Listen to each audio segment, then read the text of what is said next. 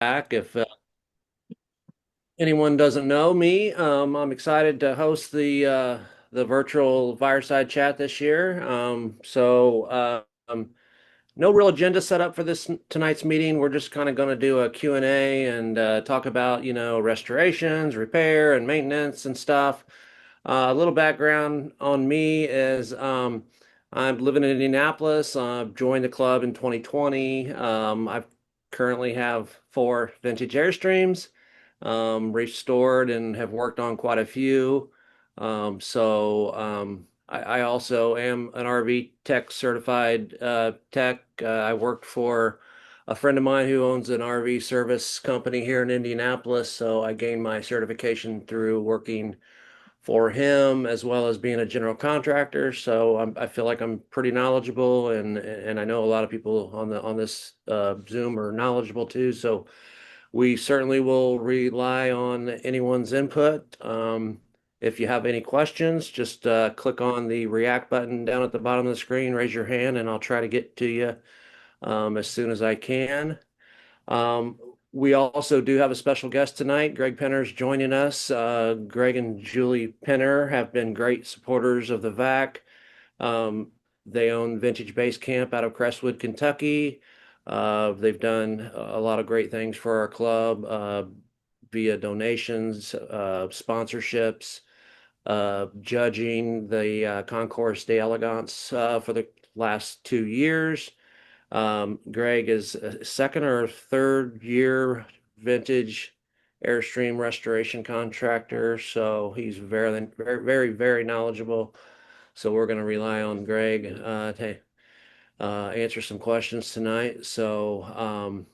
With that being said, Greg, would you like to introduce yourself and talk Yeah, a bit? sure. Thank you, Tom. My name's Greg Penn. I recognize some of you, some new faces, some of the faces I've seen online and some of them in person. Uh, but my wife and I own Vintage Basecamp. We're in our going into our 11th year of business. Um, Started back in 2025 in a horse barn and then went from there. And now we're in Crestwood and we have about 7 employees. And we have two in the office. We just hired a new designer architect. Um, and then we have four out in the shop. And Tom's going to start, I think, on Monday of next week. Right, Tom? No. I wish. I wish he was closer. So we've done a lot of different projects over the years. We did focus a lot on vintage trailers. As of lately, we have moved into some later models. So my parents have been in the club for a long time and part of Region Five, and a lot of caravans and um, rallies and things like that. And that's how I got introduced to Airstreams through my parents. And I'm 54, and they're in their 80s, and they just decided to step away from it. So they're down at TR, and they're getting ready to sell their place. So if you know anybody down at TR that's looking, they're selling. So what kind of questions can I try to answer? Well, we definitely appreciate all you do for the club, Greg. I mean, you've been a great supporter of the VAC, and yeah, we just love you and Julie, and we appreciate everything you've done. So, I Well, I'm got very honored and flattered. Thank you.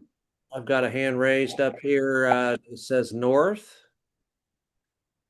You can Yeah, go. good evening, everybody. Is my audio on okay? Hmm. I'm Dave. My wife and I, we own a 1964 Bambi 2, and it's a lot of fun. We're bombing around in it. And what I'm trying to figure out is how to get some type of air conditioning in it Hmm. without putting a unit on the camper, because I just Right. think it ruins the aesthetic. Yeah. And No, I I think something inside, like a little freestanding thing, or I don't know, just anyone that is air conditioned a Bambi. Um, I would look at, and I don't know if they still have it, but it's a Cool Cat, and it's by Dometic. I'm not a huge Dometic fan, but they do have that, and it has been tested. It has been around for a while. I know there's a new unit in the World Traveler, the new World Traveler, but I have not gotten my hands on one of those yet or seen what they use, but they do not have a rooftop unit. So I'm thinking it is a probably a European brand or something from overseas. That's where Airstream tends to draw a lot of their late model stuff and design stuff from. But you might start with um, the Dometic one, the Is Cool that Cat. a freestanding inside the trailer, or does it mount on the trailer? No, it is freestanding. You build it into a cabinet. It has a return, and it has, of course, vents. So you have to build it into your cabinet. So a good place for that is if you aren't using your furnace or possibly underneath, if you still have the original layout, if it's not custom, you should be able to fit it where the old battery box is, or if you don't have the side, that's a 62 or 63 that has the side battery box, but you should be able to fit it underneath the bench, or you could fit it where the furnace is, possibly. Well, we're in Duluth, Minnesota. I'm not ready to give up my furnace. Right, Yeah. right. Yeah. Because we've been out a So, lot and used the furnace, and it's great. It really works mhm, great for us. But yeah. Hey, Greg, if I can Mhm. add something to it, I've actually done what Dave is talking about numerous times. And I actually started what was called excuse my language, it was called the Cool Ass Club. Because what we would do is, I always went in the front, though some guys like to go in through the back. What you can do is the front window is a small square window. And you actually take one of the folding aluminum tables that you can buy from Kmart for 10, 15 bucks, whatever they are. You basically take half of one of those tables, you cut the legs down to where they physically rest on the propane bottles, and then the half of the platform of the table is setting flat at the base of the window. What you then do is you then get a standard 5,000 BTU home window air conditioner. You put it on that little half table now that's resting on the propane tanks. You get 3 pieces of clear plexiglass that you can put in place to seal it up well. And then what you'll find is in the Bambi, if I remember correctly, to the left-hand side of, if you're facing the window inside, to the left-hand side, I think there's a 110 outlet, if memory is correct. And you can just plug the AC unit right in there, no problem.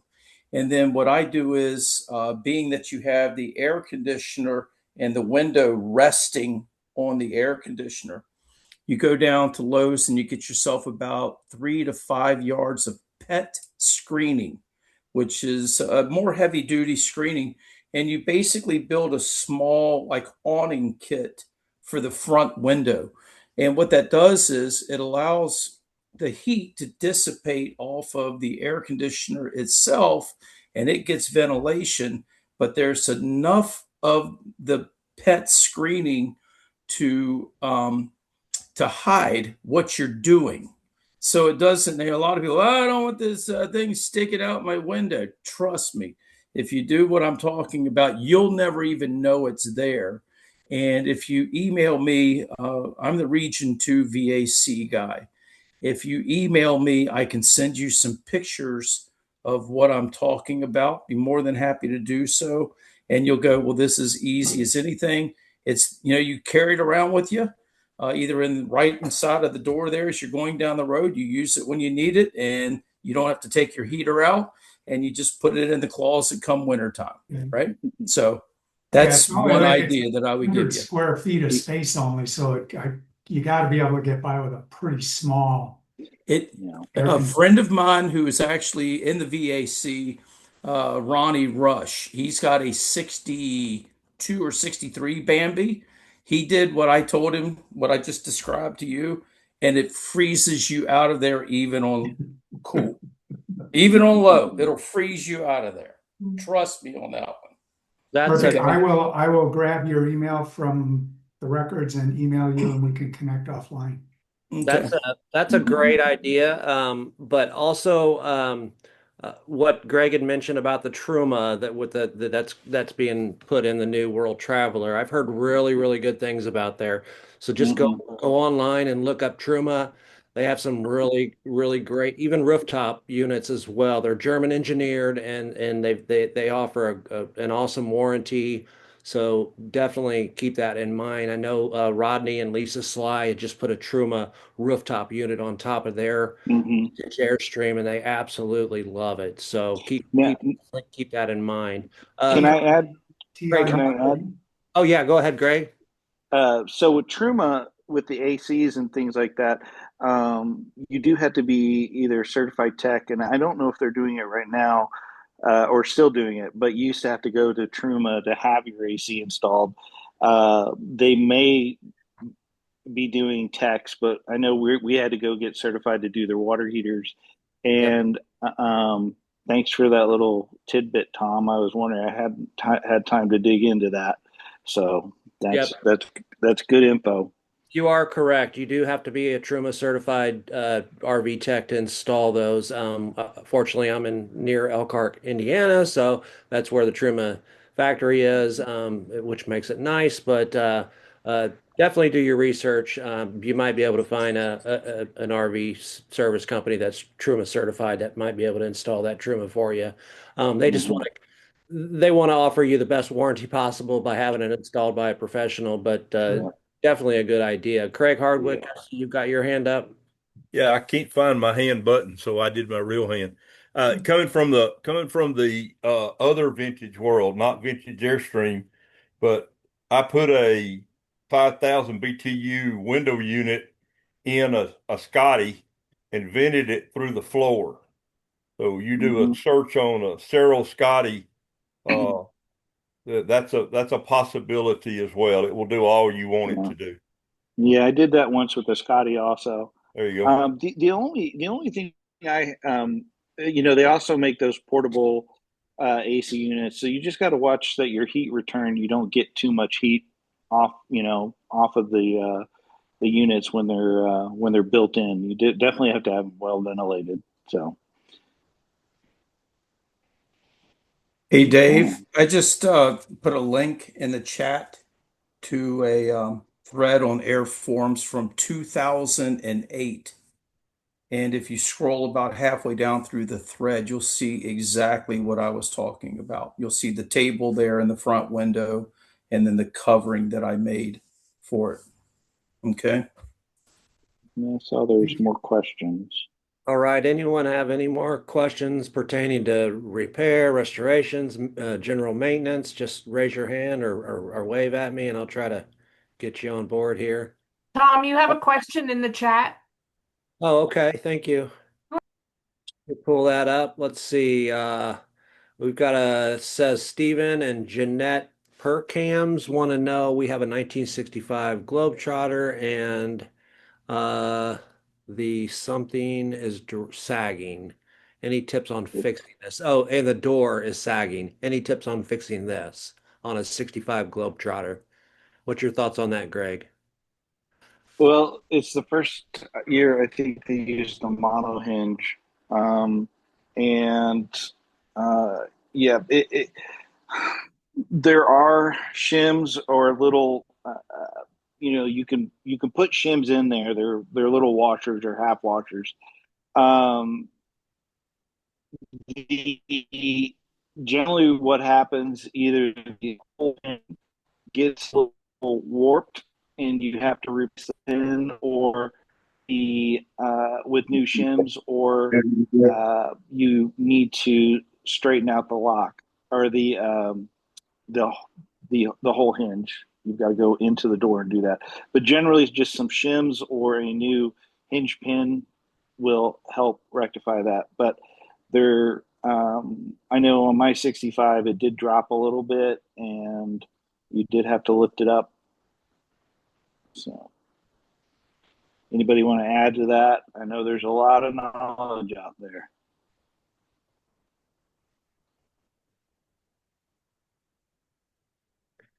You used to be able to get those hinge pins on Vintage Trailer Supply. I don't know if they have them anymore.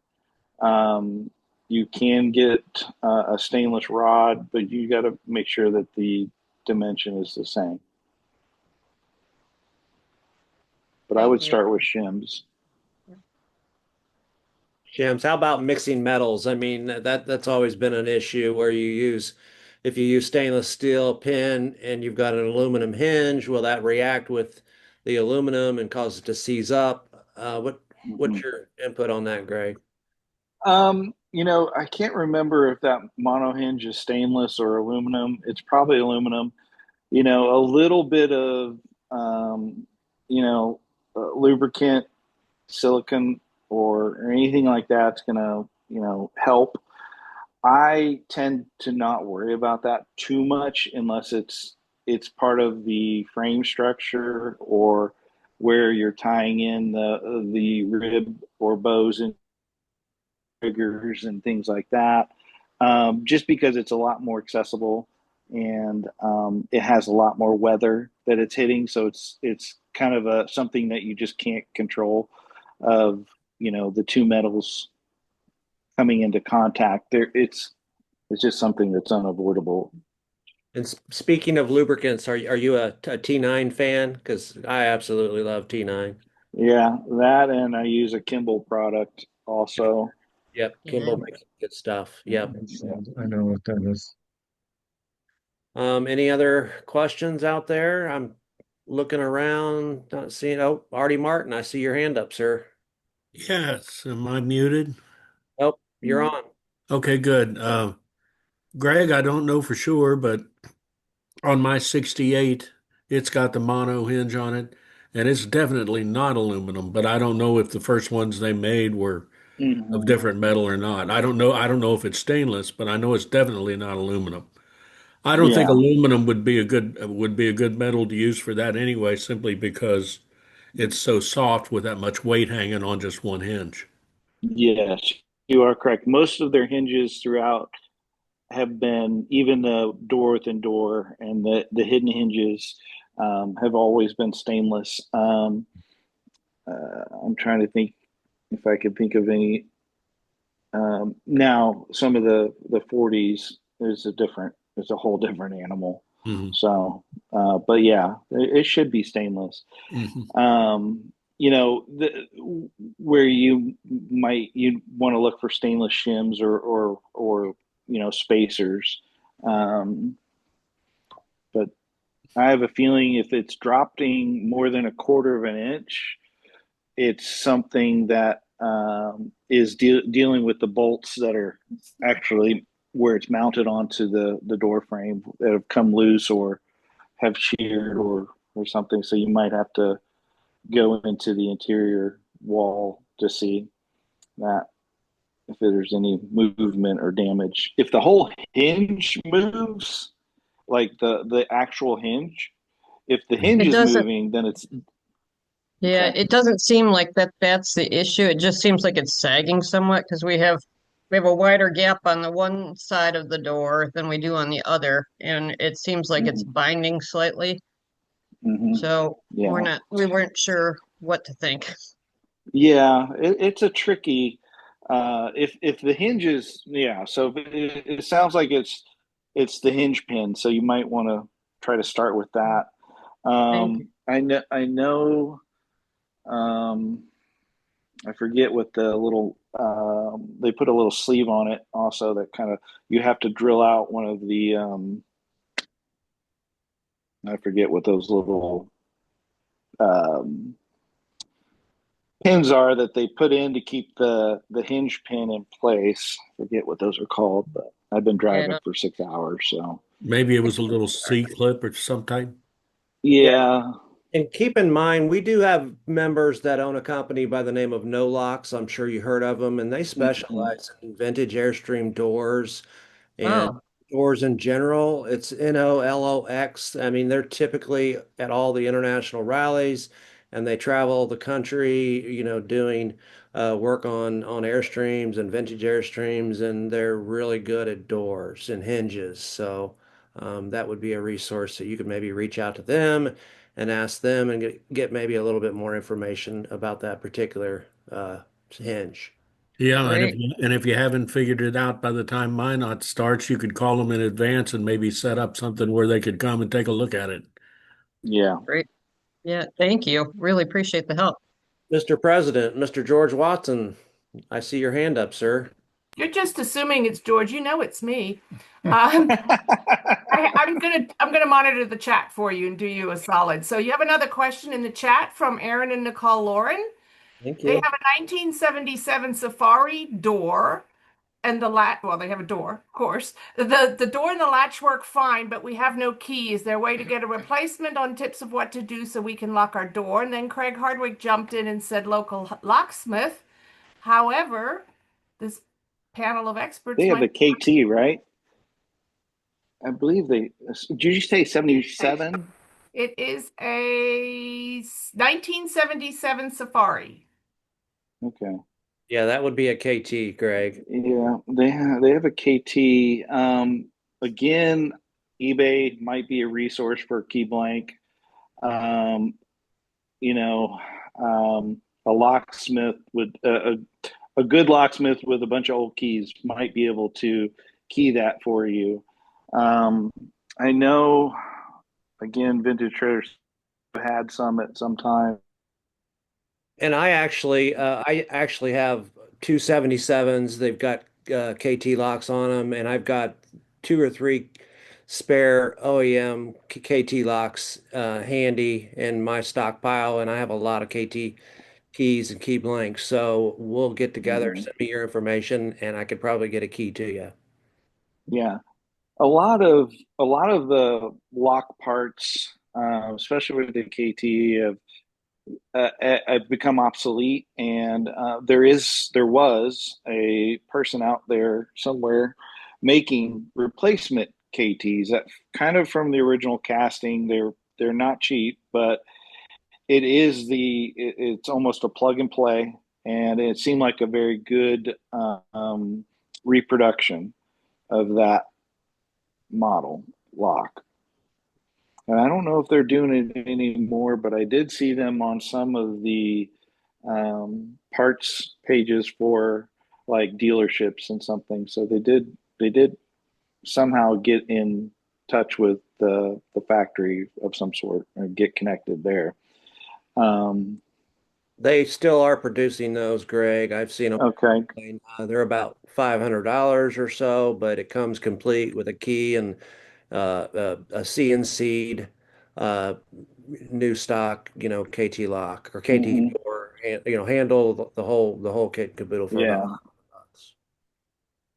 Yeah. So, it just depends on how much time you want to spend rebuilding it or getting it keyed or finding a key or.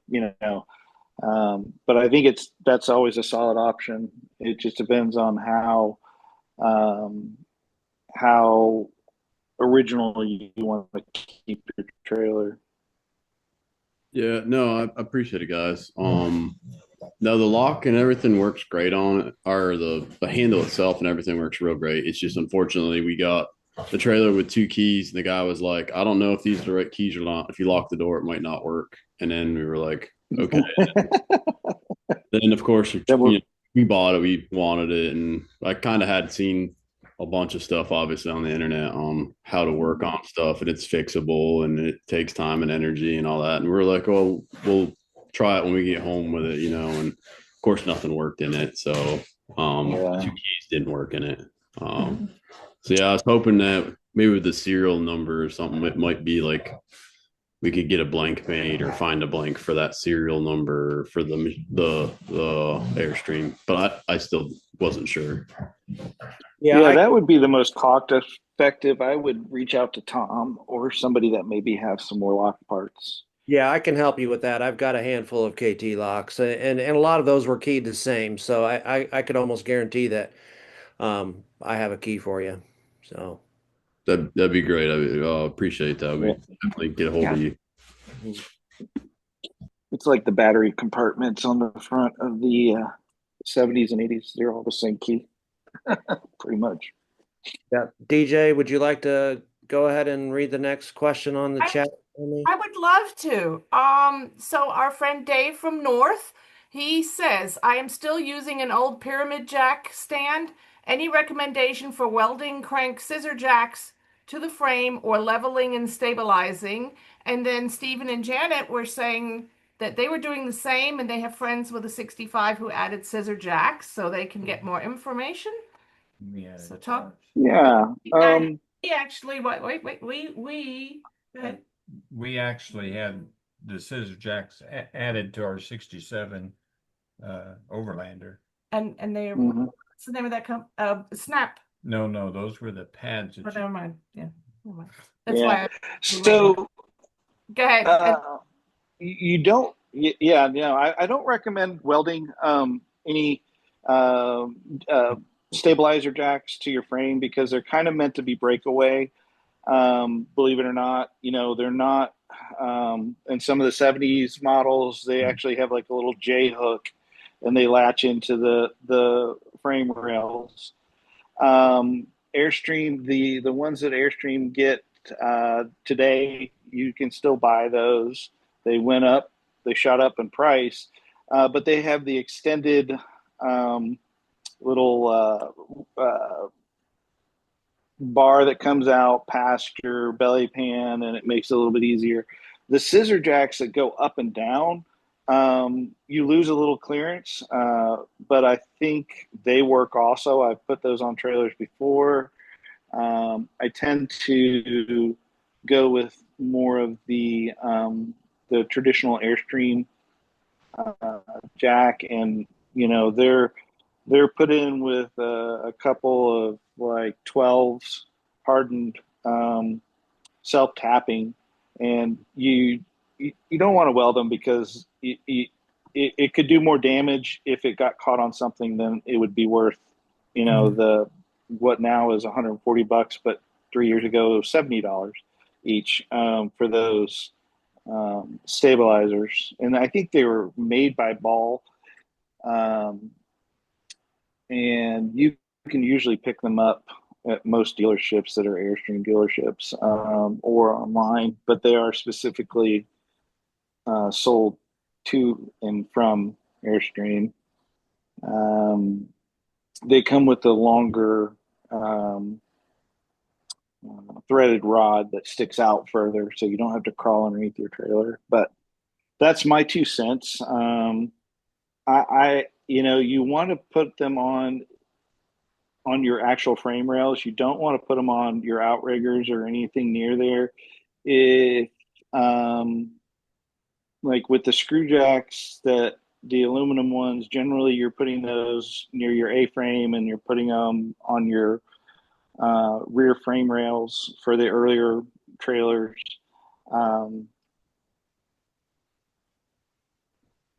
I think it's just a preference at that point, and where you mount the later style screw jacks or scissor jacks is kind of important.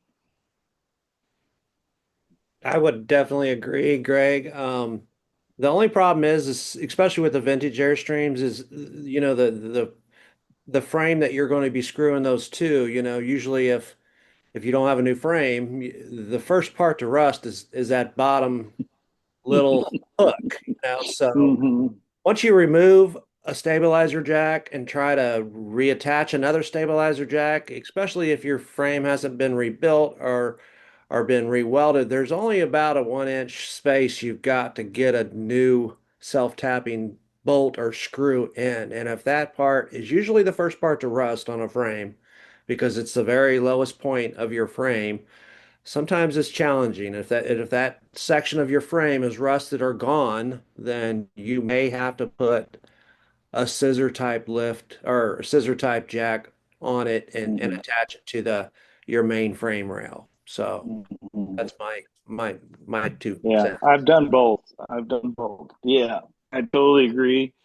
The only thing I would add to that is if, say you're trying to put your jack back where it was, you might have to move it a foot or two, but you may not even have that ability because of the gas lines and tanks and things like that. So, yeah. You certainly could drop some of your belly pan and get in there and weld a tab on there to accommodate a screw or a bolt too. So, DJ or George, did you have something? Oh, no, when my hand's up, it's because I'm giving you messages. Okay. First of all, Aaron and Nicole, check the messages. Craig has one for you. And there's also a message from Mark Blesley that's not maintenance related, about travel. So if you can look at messages, he wants to know if anybody's traveling through to the Washington State Rally through Portland or Vancouver. But I do have a maintenance question, so let's go to that one. This is Jess and Matt Marsolek. I hope I'm saying that right. We have a 1962 Tradewind we would like to renovate. Our concern is the flooring and paint. It seems based on the size of the tiles in the flooring is asbestos. Does anybody have any experience replacing the flooring? Also, we have flaking paint. Are there any lead concerns with this paint? Of course, yes and yes. The tiles, if they are from that period, yes, they do generally 99% of the time have some asbestos in them. And it's in the tile so much.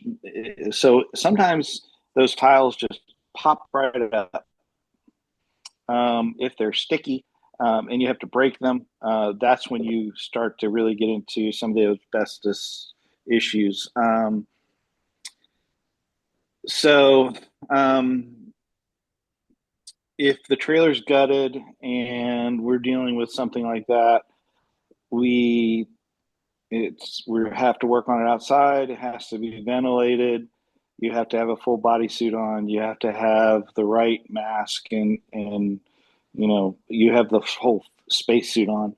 And you can spray it a little bit with a spray bottle to keep the dust down, and then remove it, put it in a black bag, tie it, and it has to have a special tie on it, notifying that it's, a hazardous material. There are companies out there that'll do that. But my sense is if the trailer is gutted, lots of times, those tiles just pop right up a lot of the times. And then you can just pick them up and put them in a bag, but you're still got your bodysuit on and stuff like that. It's just a little less aggressive when you have to move them. Now, if they are really put down really well with the plywood, then at that point, I would just remove the subfloor altogether and call it a day. I think, that's your kind of your best move. You've got options. As far as the paint goes, if they did paint over the Zolatone, they do have those house kits that you can test, and you can take it and send the chip of the paint off to be tested for lead. But if, it was 1972 when they stopped using the lead-based paints in homes and houses and things like that. But, with the vintage trailers, they go through a lot of owners. A lot of owners do a lot of different things, but I would say it probably has lead in it if it's not the original Zolatone, if they painted over the Zolatone. So I'm just curious. So when you say the Zolatone, was it just no paint at all originally? Is that what you're saying? Or it's one owner. You have a trailer. It's a one owner trailer, and it is a what year? 1962 Globetrotter. Yeah, Very original. Everything. 62 should have Zolatone in it. Okay. And Yeah. Zolatone, does it have a texture, or is it little? Yeah, maybe you need does to the paint? explain what Zolatone is for the new to Yeah, vintage. yeah. Oh yeah. So Zolatone is a product that's been around since the 30s and 40s. They use it in naval ships and things like that. But it's quite industrial, and it is a two-part system that's sprayed onto metal, three-part with the primer. And it basically bonds to the aluminum, and it has like a little texture to it. Okay. It's not very smooth, you know. That's it. I would love for anybody else to join in, because I'm kind of stumbling for Yeah, the yeah, right words to describe yeah, Zolatone, yeah. but The Zolatone is considered to be a splatter paint. So what you yeah, do is you actually you use almost like an automotive spray gun to apply it. Would be the best way I would describe it, using air pressure. And as it's you a said, pot it's a sprayer. two, Yeah. three. Yeah, it's you got to have it. What happens is it's spraying out. It's spraying out actually beads of paint that when it hits the wall, it splatters out, and that's when you have those two different layers there. That's what gives you the texture that you're probably feeling. My guess is if it's a creamish color, a light creamish color, there is a very good chance that's still original. Okay. They used it was all I wouldn't it wasn't white, but if you could almost darker than an English white, but not quite a beige, somewhere that color area Yeah. is what they used in the early 60s. And they used it on the end caps even up through 1966, if my memory is correct, even when they went to the vinyl inside, Mhm. right? That's a very So familiar voice. Who's talking? this is Paul Waddell. Oh, okay. Yeah. Okay. Yeah. So it's actually a great paint. It's an industrial paint, and it's hard. Very hard to remove it. I will tell you that. So It good has a luck with little, that. Yeah, it has texture Yeah. to it it. has a little speckle, like it's Yeah. It chips almost. like a little tan squiggles or white Yeah. squiggles. Kind of, Yeah. yeah. Mhm. And they're It's not not uniform in color. they're not big splatters. They're really minute splatters. So, I Yeah. mean, Yeah. you'll know if it's been painted over, because if it's a solid color, it's probably been painted over. But if you can still see that little variation in colors and it still has a texture, you could still get Zolatone today. It's very expensive. Sherwin-Williams sells a product called Multi-Spec. It's the same concept. It's a splatter paint. We use it. I'm a painting contractor, so I own a painting company. We use that in a lot of malls and industrial facilities where we spray out of an HVLP sprayer, and it's just a splatter effect. But um, Mhm. So is it best you just really keep have it? to see to know whether or not it had been painted over previously. But Yeah. guess if it's To to remove it, you almost have to sand it. Um, What do we just keep Do- it on? Does Or the well, I was wondering, does the Zolatone then also have lead in it if it's a paint product from you 69? know, um, that's a good question. That is a good question. I'd have to maybe. I don't know. I don't know. I would imagine probably, but the old original stuff does. But I don't think the new stuff does. I know it is very toxic. And when we've only done a handful because it is very expensive to do. We're using a pot sprayer, and it's has to be very well ventilated. But to speak to the lead content, I don't know. yeah, I'm not familiar if it has lead or not. Are you saying that it's peeling in areas?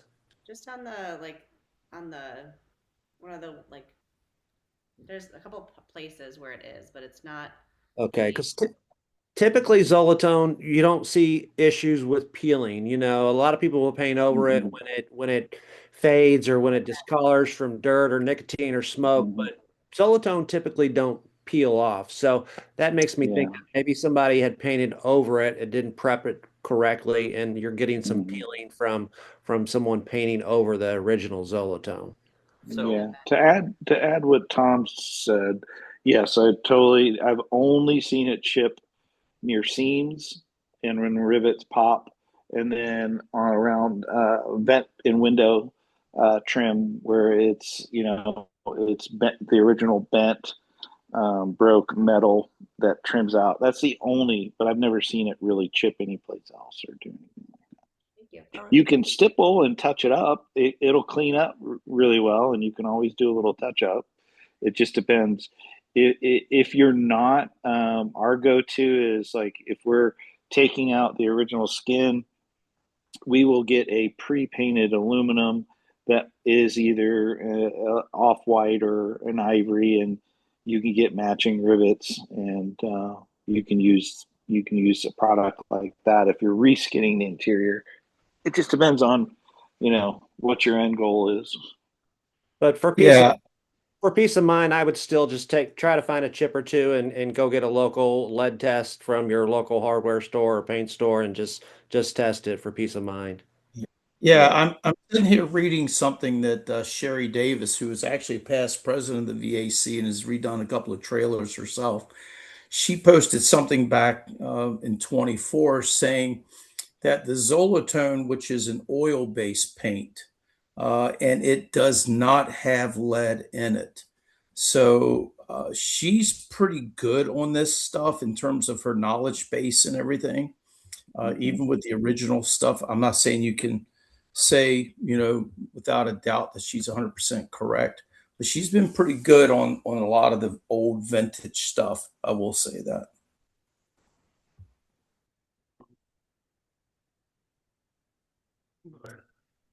All right. The only thing I'll add with the Zolatone is it's both paints are in the solution before it's sprayed. So when the suspended paint hits the surface, that's what exposes or explodes and hits and causes the speckled appearance on the trailer. All right. Well, I'm not seeing any more questions in the queue. Chat, are there any questions amongst our members here pertaining to maybe maintenance, general maintenance, what we should be doing every year, possibly? Sealing, proper sealants to use. Let's see, I see a hand up again, Mr. North. I think you're muted. This is a tire question. We've replaced our tires 5 years ago or so. Trailer's always stored in a enclosed storage when we come back from camping, so it doesn't sit out in the sun. Mileage isn't the issue. How long should I be thinking of running these tires before they just age out? 3 years. 3 years? 3 years. 4 and you're coasting. 3 years is kind of my golden rule when it comes to most tires. It just depends if you're running bias-ply or you're running radials. I always, because of the damage that I see that they do, the tires are cheaper. And like you said, even though you're storing them or you're storing it and it doesn't have a lot of UV, they can get flat spots, and then that can cause the sidewall to fail. Okay. All right. Mr. Mark, I see you've got your hand up. Yeah, hi everyone. Mark Leslie. This relates to the scissors jacks or the stabilization jacks, and somebody interrupted me when you guys were talking about that. So maybe this has been mentioned, but on the port side or the road side, if you're going to use a self-tapping screw or something, remember that there's wires that go through the frame at that point, and you don't want to drill into a wire. So just if you can find out the wiring of your trailer. I know our wire sits right in the framework there, and that's a concern. So I just wanted to bring that up. No, it's a very good point. Yep. Different years of different trailers, they definitely did that. Yeah, we have a 69 Caravel, 18 foot. Yeah, that was a transitional year for Airstream and everything, so they shook it up a little bit. Yeah. Okay, that's Great point for sure. Any questions, or does anybody want to talk about anything in particular here? I see a hand. Kathy. Oh, Kathy Allen. I know everybody likes to talk about wheels and tires, but I think wheel bearings are definitely an overlooked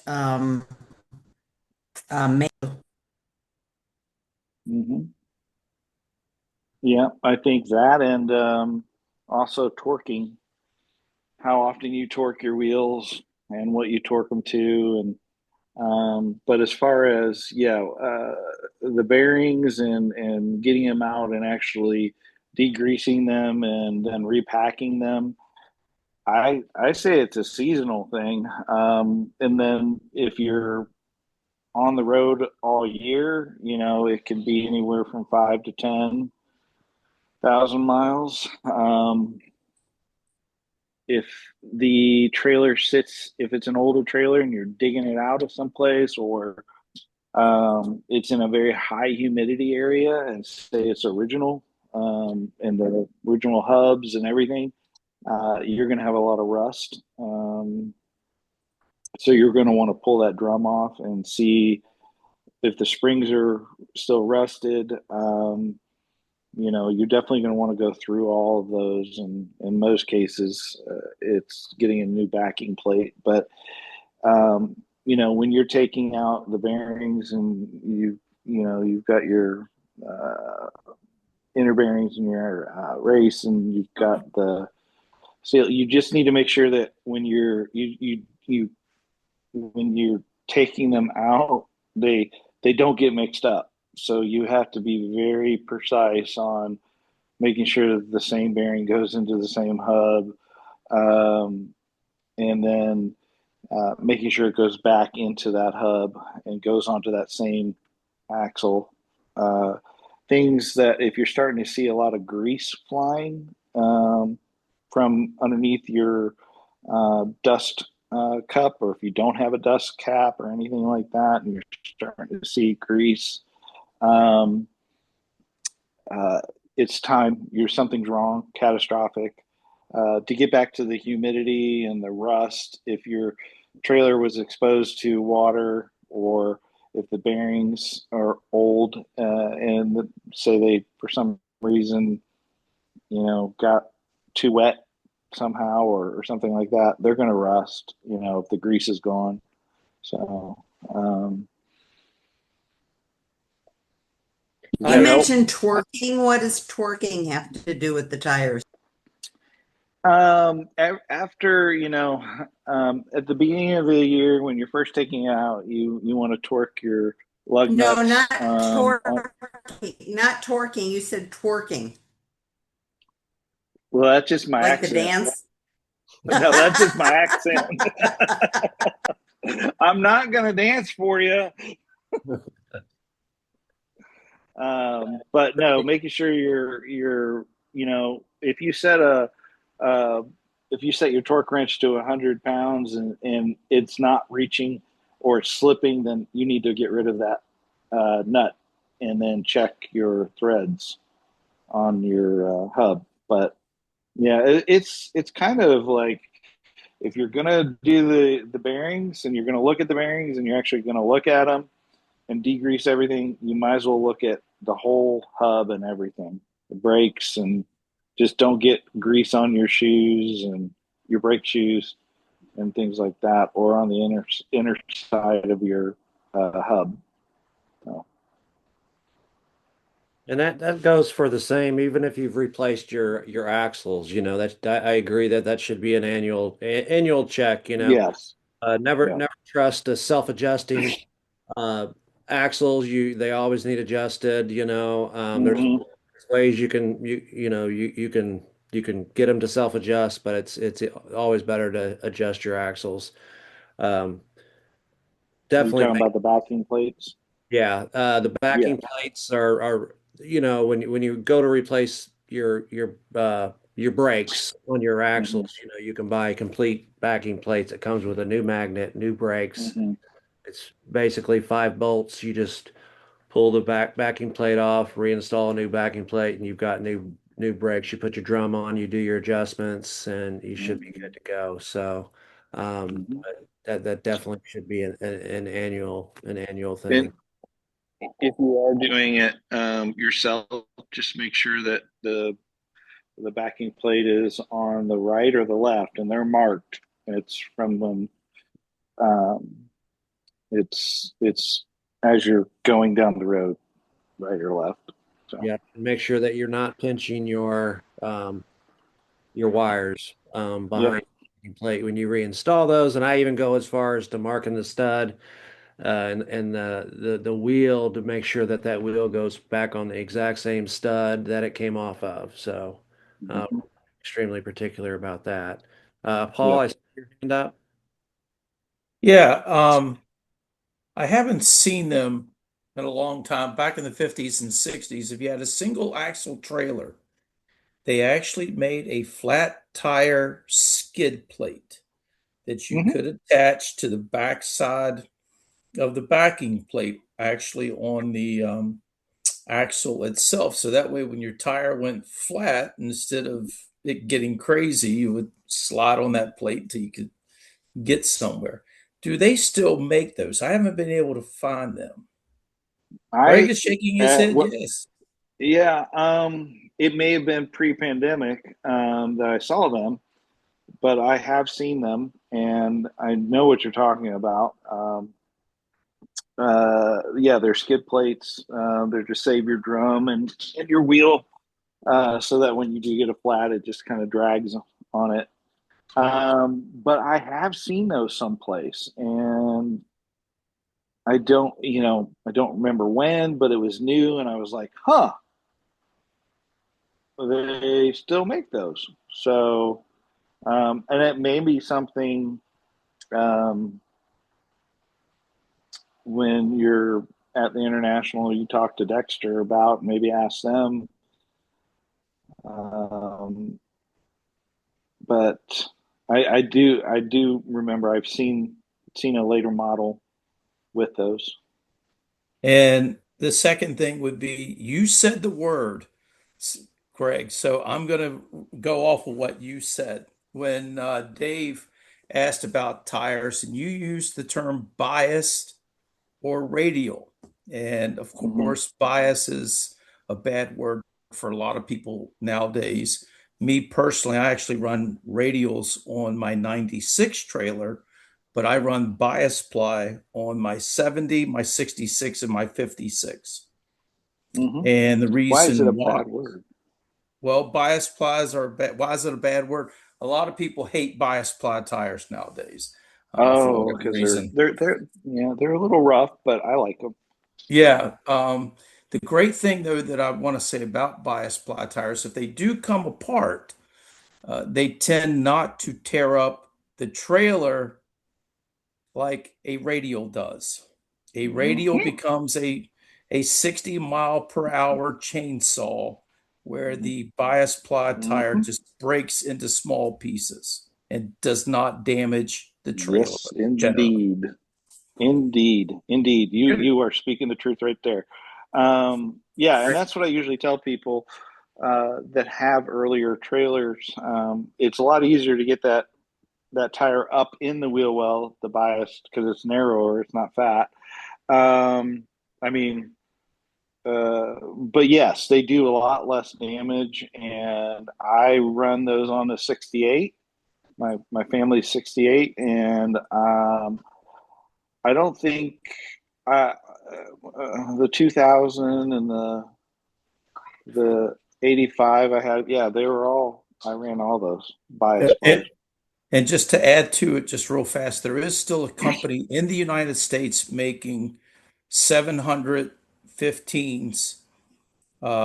It's called, and you can get them through Coker Tire. The company is I think it's STS out of Pennsylvania. They make a lot of the tires for Coker, and they actually make a bias-ply tire 715 load range D, if I remember correctly, so that you can put on the trailers. Yeah. Yeah. I mean, a lot of people hate them because they're the stiffer wall. It is a little bit bouncier for your trailer. But they do, he couldn't have said it better. They do less damage. Well, and you hit right on a thing,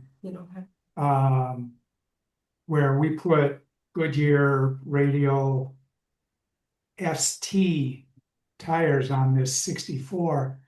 Oh my God, is that a bugger sliding those in under the skirts? Get them on. You got to take it from the side and push it up in there. And so we were wondering, can we, A, do I have to run an ST tire? And two, something like going to bias-ply might be the answer here. Yes. What year's your trailer again? 64. 64. Yeah. What model? Bambi 2. Bambi 2. Oh yeah. Yeah. I mean, it's 1,900 pounds. It's you're not going to fit a 15 up there. I think where you would have to fall into, and it's a really, because if you have the original kind of lug, it's a Ford lug pattern. You might want to go with Low Boys, which is a 14.5 tire. That's a bias-ply. And you might have to find some special rims for those. But yeah, I don't think there's no way you're gonna fit a 15-inch up in there. The offset would be wrong. 15s are also 29 inches tall. Yeah. Be too tall. Yeah. A low boy, are they 13.5? Might be 13.5.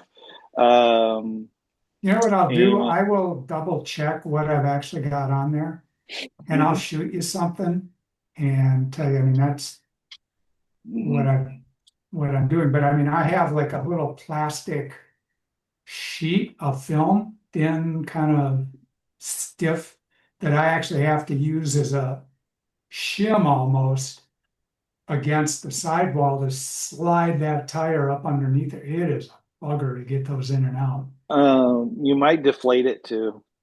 Oh yeah, I do that. You did that? Okay. Oh yeah. So you got to use a shoehorn. It's just too wide. The tire's just too wide. Yeah. The Pinkham, they've asked about torque specs. Now, I know the aluminum wheel torque specs are a little lower, probably 100. If you have steel wheels, you can probably go to 110, 120. I just wanted to throw that out there. There's a difference between the aluminum wheels and the steel wheels. And then also, if you have a torque wrench, when you dial it to 110 or 100 or whatever you're torquing it to, make sure you dial it back down to 0 when you're finished, because you will cause that torque wrench to not be good after so long. So Thank you. Good to know. We have steel wheels. you could probably get away with 110, maybe 120, Greg, you think, on a steel wheel? On a torque? Yeah. It depends on the size of the wheel and the but yes. If you have shocks, I hear a lot of horror stories about people losing their shock bolts. Make sure you get those checked and torqued as well. Yeah. Good to know. Thank you. Let's see. Anyone have any more questions? Let's see. Let me check the chat here and see if there's anything. No, not seeing anything there. Light.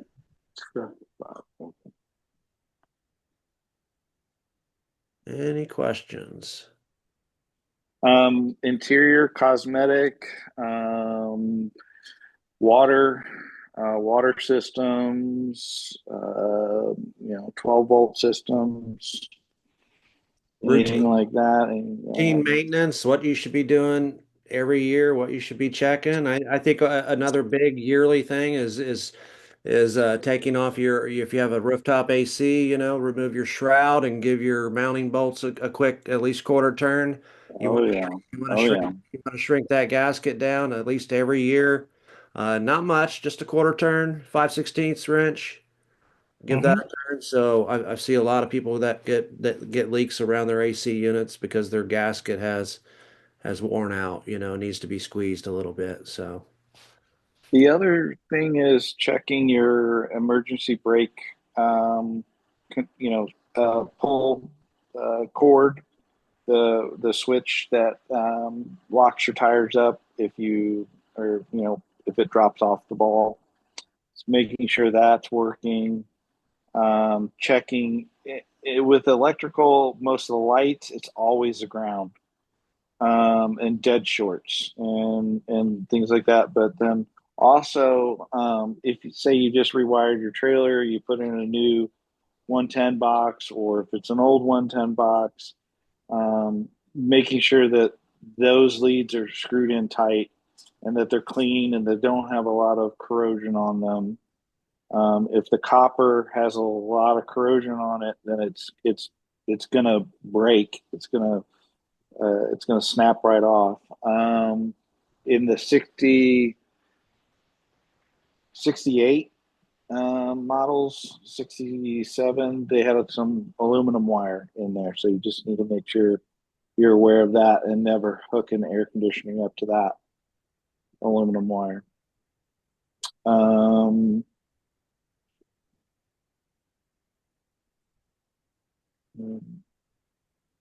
let's see, Craig. I see your hand up, sir. Yeah, I've got a question about my current camper, my 73 and my those things. I've got a 73 Argosy, has 200 amp solar, Victron controller, AGM batteries, 3500 watt inverter, all of those things. But we parked the camper in the shade. So I want to ask a question. If you guys have seen anybody who has done what I'm fixing to attempt to do, and that is to put 300 amp solar on my Ford F-150 truck cap, run an inverter with lithium batteries in the back of the truck, and a cord 30 amp plug I can just plug into the truck, because I can put the truck wherever the sun is, leave the camper in the shade. Comments, yeah, I mean, considerations. yeah, no, that can be done. I think there's a lot of creative solutions, and actually, I think a lot of people are doing that are in that van and overlanding kind of um, uh, niche, and I have seen people put those solar panels on their trucks. Now you just got to make sure if you're plugging in the 30 amp, what are you plugging it into? Making sure that you don't get any feedback, or if you need a transfer switch in there, if you're treating it like a generator or anything like that, you just got to make sure that you don't get any um, feedback from whatever Yeah, you're. it's only going to be plugged in. It'll be the same cord that would normally be plugged in the AC in the pedestal, but instead of being on the pedestal, it'll be plugged into the truck. Mhm. You With a recommend? there'll also be a DC-DC, Okay. which Mhm. I've already got in place. Okay. Should he Thanks. have a surge protector in place, Greg, as well? Yeah. Uh, you That would not have chunks. going that way. You would not have a surge protector. You would have uh, there are there are Chunks. fuses and fuse blocks that would Mhm. eliminate any of that. Yeah. Okay. All right. Mart checks. Question? No, it's just a statement of checking, doing maintenance and checking stuff. Went out a couple of months ago. The inside lights were flickering or dimming out. End up checking my converter, and the converter was only putting out like 6.5 volts where it's supposed to be 14.7. So instead of going to a campsite and then having to drive an hour and a half to buy a new converter and come back, save yourself some time and just check the leads. It should be around 14.7 volts on your converter. So instead of going through my pain, save yourself some pain. Yeah. And just Go check straight it. to go straight to the converter and make sure that it's putting out. Did you what did you how did you end up figuring or diagnosing all that? Well, it's like the lights were going dim. Then I went to the battery to see what was going on, and the battery wasn't charged fully. It was like, well, Mm-hmm. it should be. And Mm-hmm. I'm on AC, and I came off AC at the house, and so it's like, why didn't this convert? And so YouTube is a wonderful thing, and I always keep my multimeter with me. I checked it, Mm-hmm. and it's like, oh, it should be 14.7. Here it is. I think it was 6.4 and output, and the local RV place wanted almost, I would say 50% more than what I could drive an hour away and get it from a Camping World kind of thing. So, Mm-hmm. so I drove an hour, 2 hours round So trip, and got back, put it if I'm in. understanding you, it was it was a loose connection, and your converter was working. It was putting out the 14 No, that it no, needed. the converter. Oh, I went to the converter, and the converter was putting out 6.4. oh, okay, all right, And yeah, so yeah. that's when I figured, it's like that's when I found out, and just started doing troubles, Mm-hmm. check here, check here, check here. And I got to that. It's like, oh, okay. And then I got Yeah. back. And also, uh, I have a older unit, a 72 that we bought about 3 years ago. And the first guy owned it for 37 years. Second guy owned it for 12. And the last guy owned it for 1 year before we got it. Somewhere along the line, they changed the DC when they pulled out the univolt. They wired it up with AC limit switches, or AC circuit breakers, instead of DC circuit breakers in the I've DC seen that done system. before. Yeah. And I mean, it was wired by, I figure it had to be wired by a house electrician because it was black and white wire and it was house Mm-hmm. wire in there. Mm-hmm. So I I did a snake around to get to where I could get back home, and then I ripped it all out. And I didn't realize it because I didn't know there was a difference. And so when I got back home, I ordered up a bunch of parts and made it completely a DC setup. But that may Mm-hmm. have had added to the converter dying, but it Yeah. was a thing that it's an easy check just to go out, check once a year. Oh, okay, yeah, I'm still getting, Mm-hmm. 14.7. Everything's Totally good. agree. Totally agree. Always start with your converter. If your battery's low or if you're getting dim or anything like that, check your converter output, check the leads, make sure everything's tight. Because the stuff, I mean, as you're going down the road, it does loosen up unless you put Loctite on it. Yeah, it's good practice. I travel with an extra converter and I travel with an extra water pump, because a lot of times the check valves in the water pumps will go bad. You'll backfill your fresh water tank. You can pick them up fairly cheap and just put them in your storage and just have an Mm-hmm. extra set with you. So Yeah. fuses are another good thing. Check valves, PEX, parts. So.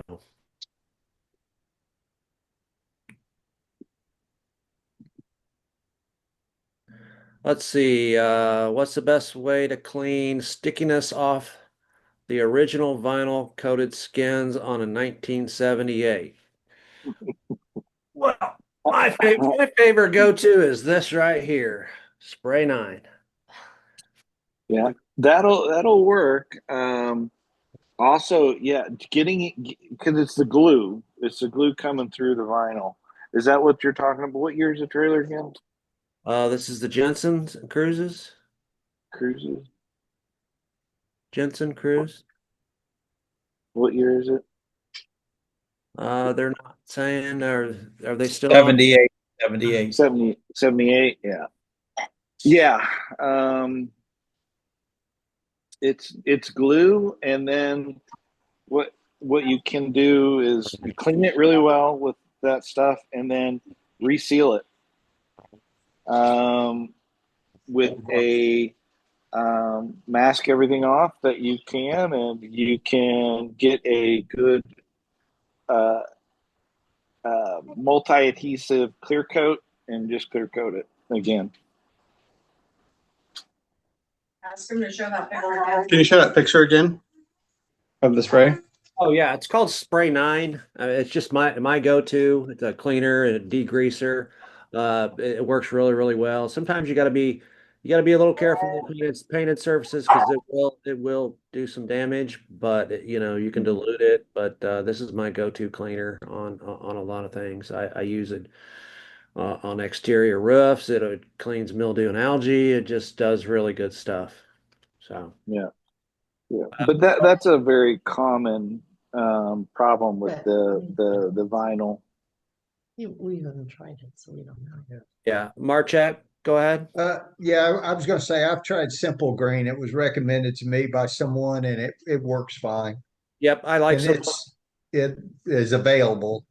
Yep, Simple Green's great stuff too. That's probably my second choice.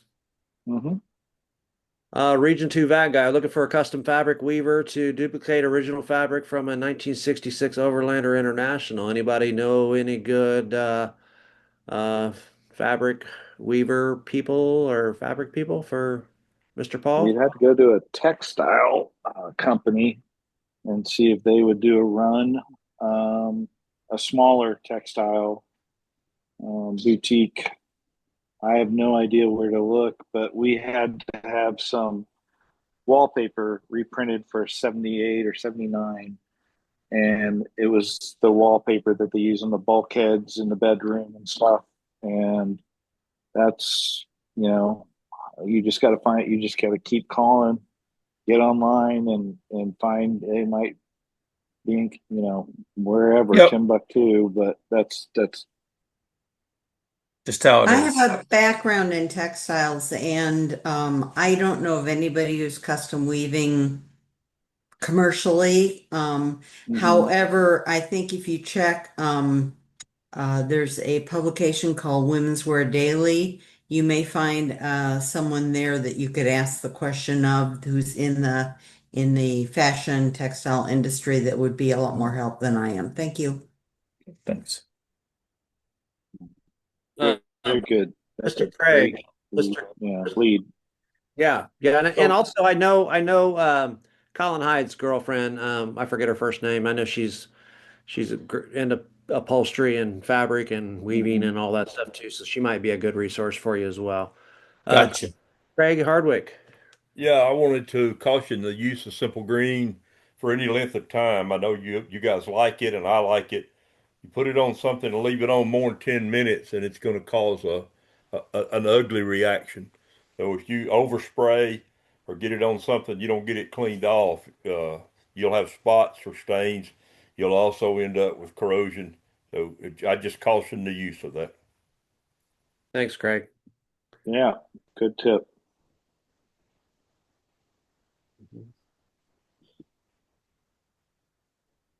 All right, no more questions in the chat.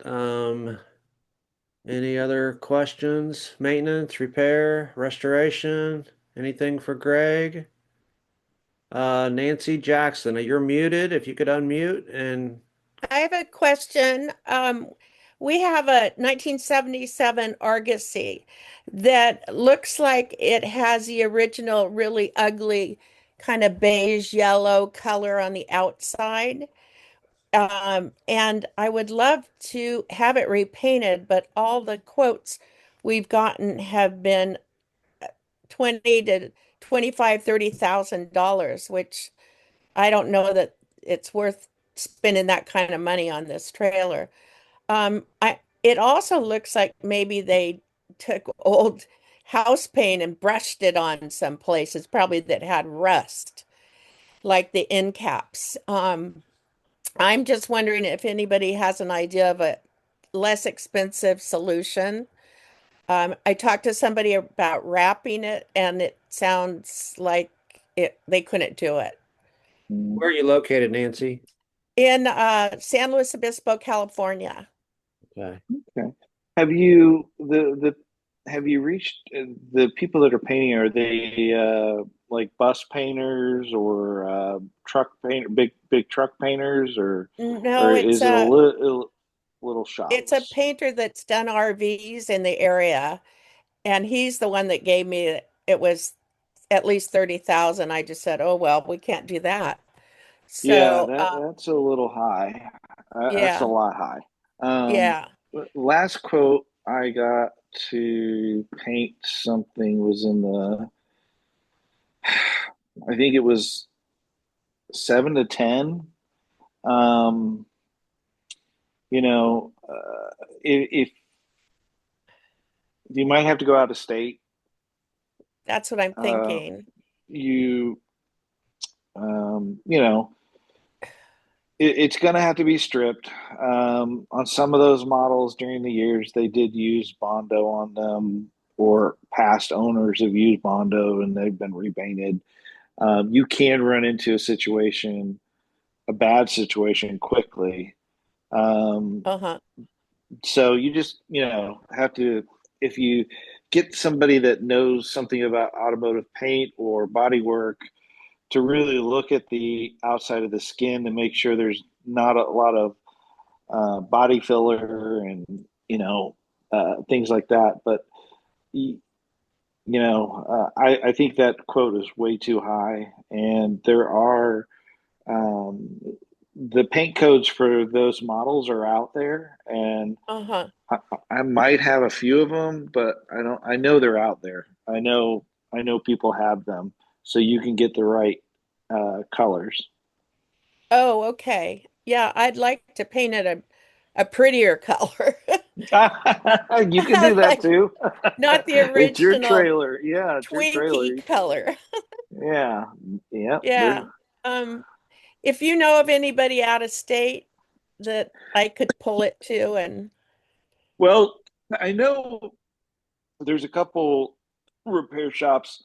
I think Silver Moose up in Maine. I think he paints his own. I've seen him do it.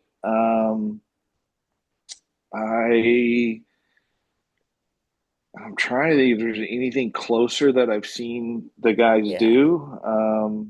But yeah, I won't paint them. Where do you live, Nancy? Where do you On the live, Nancy? Central Coast of California. Oh, gotcha. Yeah.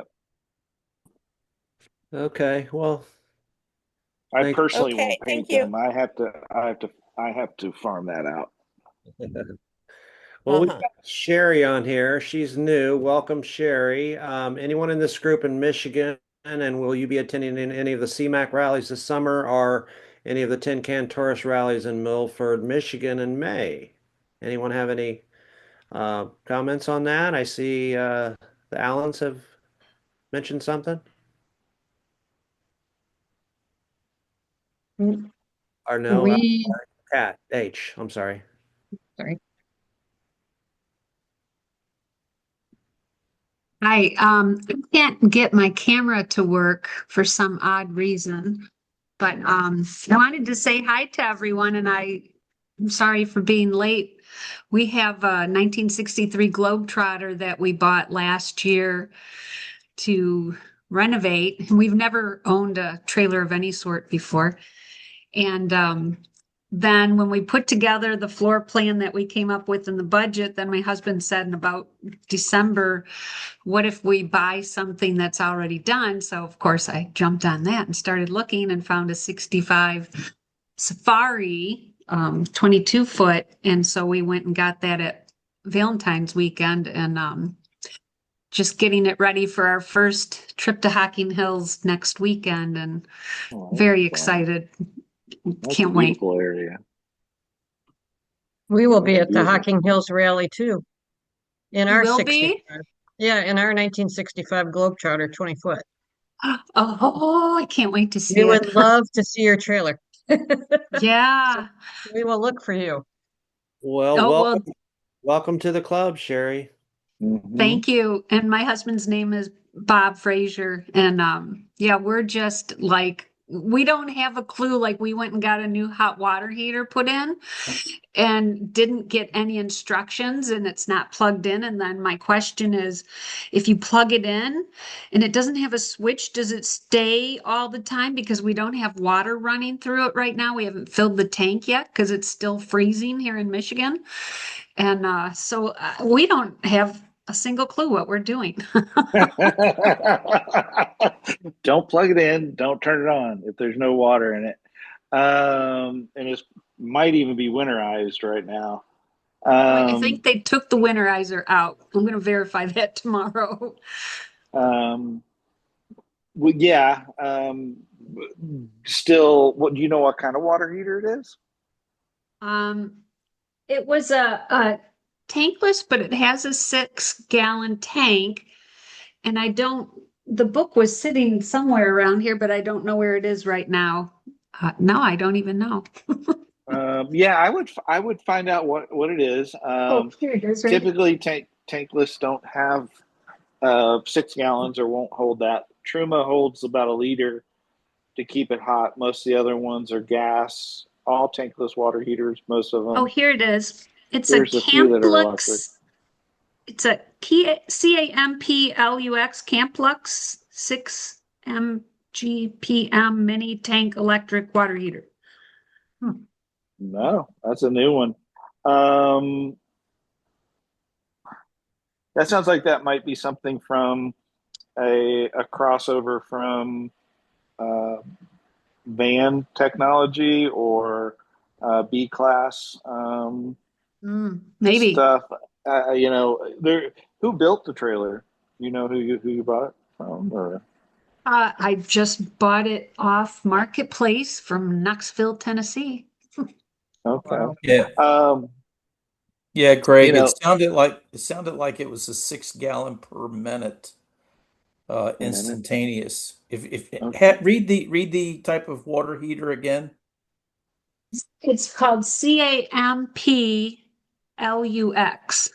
It's a 6 GPM, which that's probably right, mini tank electric water heater with plug cord. well, Everyone go to ahead, know Paul. to check your check the chat too, because a lot of people are responding on the chat. I want you guys to know, there's people that are leaving information on the chat. So everyone keep that in mind. It's a tankless system. They make them in different BTUs and different flow rates.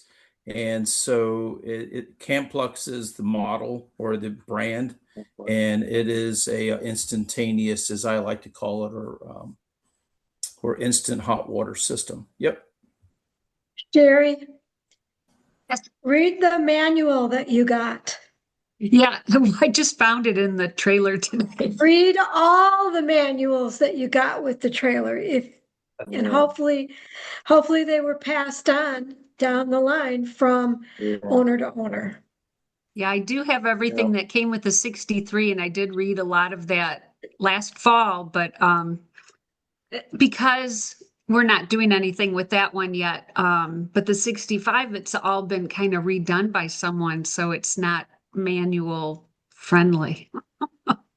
Well, what you can do is what somebody, I think it was Tom or Paul, I don't know which, just Google the name, and a lot of their instructions. Yeah, a lot of the instructions are already on PDFs or online, or they have a QR, and you can screenshot it or whatever, and get and go through all of the electronic products that are there. The converter, the breaker box, if it has an updated WEFCO box, or if it has solar, Victron stuff, your water pump, even your faucets, to be honest with you, anything, the lights, if it has anything solar, just start Googling it all. And, and that's the best way to get some instructions, or YouTube. And You can take a Damon has posted the link already on the chat line, so if you want to go on there and copy that link, he's made that available for you. Yeah, thank you. We just picked it up. We had it right away into Woodland, Airstream, and Clarkston, and then they couldn't fix the door, so we had to go to a RV place to get an aluminum welder to fix the door. And whoops, things you don't know when you're looking at something you're buying and have no clue about trailers and learn. Yeah, that I often give people we used to have on our website a kind of a check sheet, not to get emotionally involved with the trailer to begin with. If you're going to spend a certain amount, anywhere above 5,000 to 30 or 40 or 50 or 60 for a rebuilt trailer, you really they need to give you the handoff. Not like they've got to run through the air conditioner, the furnace, everything with you. They should at least spend an hour or two with you. If not, then you need to bring it down to like a shop like mine or somebody that's closer that'll do a point inspection and go through and show you how to drain, hook up the drain hoses, where which valve does what, and just and when you go to the rally, there'll be somebody that will help you too. Oh yeah. If it's a wealth of knowledge when you go to these rallies of people that have been doing it for decades, and they'll be able to help you and give you tips. But Greg, where are you located? We're down in Kentucky, Crestwood. Oh, we're outside of Louisville. Sounds like a good road trip to me. Lots of bourbon. Barry, I don't know. This is Kat again. I don't know if you saw in the chat, I put our big red number. So if you want to contact me about Tin Can Tourists. Oh, okay. And also I'll put in a shameless plug. We have courtesy parking up here in Benzonia by Frankfurt. Oh, that's a pretty area. Anybody wants to come visit? That's very. We've got 30 amp plug-in and water, of course, and clean out if you need to dump. So, and we're a block off of US 31, so you can't get more convenient than that. Good deal. Yeah, and Sherry, we're a courtesy parker as well. We're here in Indianapolis with full hookups. And if you're coming from Michigan and the temperatures and it's still cold up there and you're not quite sure if it's been winterized or de-winterized, I would, get it figured out sooner. Oh, you know who's up there in Michigan who might be able to help you? Putnam. What's his name? Is it Michigan? He's a little shop. What's his name? Midwest? Google. Midwest, yes. Midwest. Yeah, they're over in Minnesota. They're in Minnesota. Yeah, they're in Minnesota. My bad. Yep. Come on down to. Well, if you've already been to Woodland, they should have been able to tell you if it was winterized or not. Well, at that point it was, but then when the hot water heater was put in, they blew it out and everything's out of it. Yeah. Okay. Well, that's good. At least it's blown out, and hopefully the weather will be changing for you. Craig, I see you got your hand up. Yeah, I'm gonna back up to Nancy's question about paint. Having done a 76, and Mark Blesley's a lot closer to you than I am, but Mark is a good resource as well. I saw he answered a couple of questions, but if you don't want an original color, you can go. We went to the Honda dealership and had them pull out two cars that we liked, and we got silver and gray, and got the paint numbers off of those cars, and that's what they used to paint ours. But I will say, in the Argosy group, I have a group of about 1,000 people. We call it a 10-foot paint job. If you want to spray on, Sherwin-Williams makes a SureKrill. That's a you can actually roll it on with a thick roller, and when you're finished with that, you won't be able to tell that it wasn't sprayed if you want to Really? do it yourself. Yeah, it's a It will direct self-level control. itself, and it's outstanding. But I know, Mark, you did some of that. I saw some of your process, Mark Blessley. So I just wanted to mention, you don't have to just go to the Airstream colors. Ours is silver, sapphire blue on the bottom and lunar silver on top. So Oh, it sounds nice. So what was the name of that paint at Sherwin-Williams again? it's it's SHER Krill, but they're Mark gave you a reference to something too. They're Oh, yacht. I saw that. Yeah. Yeah, Pettit Yacht Paint's an outstanding. There are different ones. There are different places where you can get really good paint that's a self-leveling type paint that's easy Okay. to install yourself if you want to spray it or roll it. And like I Uh-huh. said, 10 foot away, it looks like a professional job. I carried mine down to the folks here in Mississippi where the big motorhomes are made and Tiffin motorhomes are made, and they painted mine. And I could have bought a pretty nice small Honda. We call it Honda colors because that's what they are, but it's very expensive to have them professionally painted. Yeah. Okay. Thank you. And I It's can, hard. We don't have a good spot to put it, to paint it. yeah, I can Yeah. attest to the SureKrill and ProKrill. They're really great. SureKrill. ProKrill's the primer, SureKrill's the finish. Both made by Sherwin-Williams, and their DTMs, they're direct to metal products. Okay. So Dave DTM. North. Thank you. Yeah, just quick Okay. follow-up. Someone had mentioned Midwest. Is that Midwest RV repair down in kind of southern Minnesota? We're No. up in Duluth, Minnesota. So Midwest Airstream Repair. They are on social media platforms. You can find them pretty easy. They do quite a bit of Airstream restoration work. So I think can you kind of vouch for them? they just opened up the shop in that area. New, but they've got a lot of followers, and they got a lot of people bringing their Airstreams to them. So you Okay. can find them on social media and Yeah. do your own research. Okay. Yeah, Yeah. always vet. Ask for references. You know, Yeah. past clients.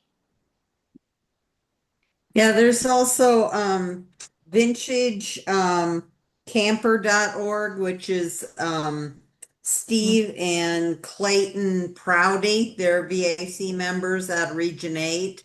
Well, actually, Wisconsin, and then affiliates over in Region 8. But I haven't worked with them, but I've seen some things that didn't look too bad. But again, vet them because I haven't used them.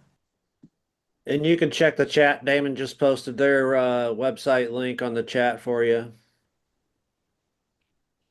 Okay, thanks. All right. Anyone have any more questions? Hey, Tom, I don't have it's necessarily a question, but just something I do because I have some polished trailers. If I go somewhere and I'm looking for just a quick cleanup, of all things, there's a product out there. You get it at the automotive place called Invisible Glass. Okay. And you spray your trailer, you do about a 2 foot by 2 foot area at a time. You spray invisible glass, real heavy on the polished trailer, spray it on the rag, you use a microfiber and you can then wipe it down.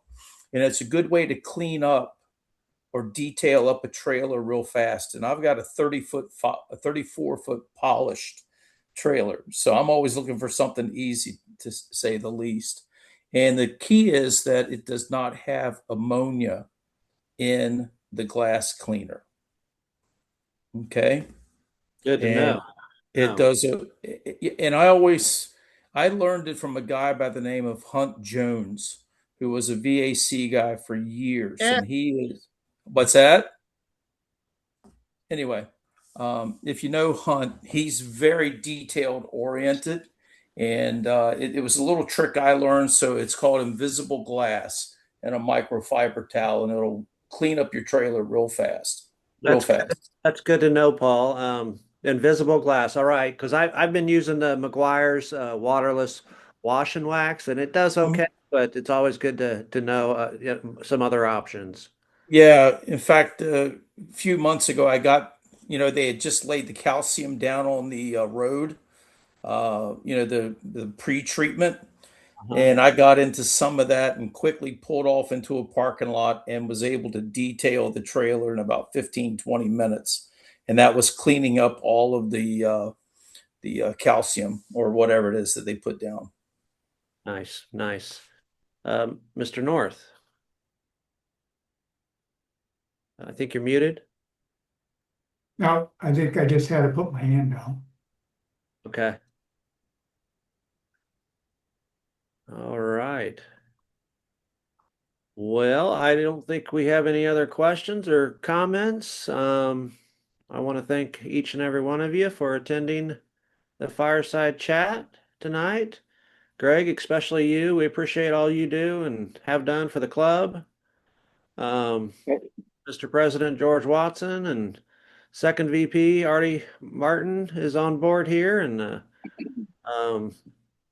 I just wish you all well. Great. Well, thanks for having me, and I really appreciate it. And I'll do a shameless plug. You can follow us on Facebook, Vintage Basecamp, or you can look at our website and see examples of some of our work. We don't really post on Instagram anymore, but that might change. Well, we appreciate you and thank you again. And thanks everyone for attending. And hopefully we'll see you at some rallies this year or see you down the road. See you down the road. All right. See ya. Good night, everybody. Bye. Thank you. Bye. Bye. Bye.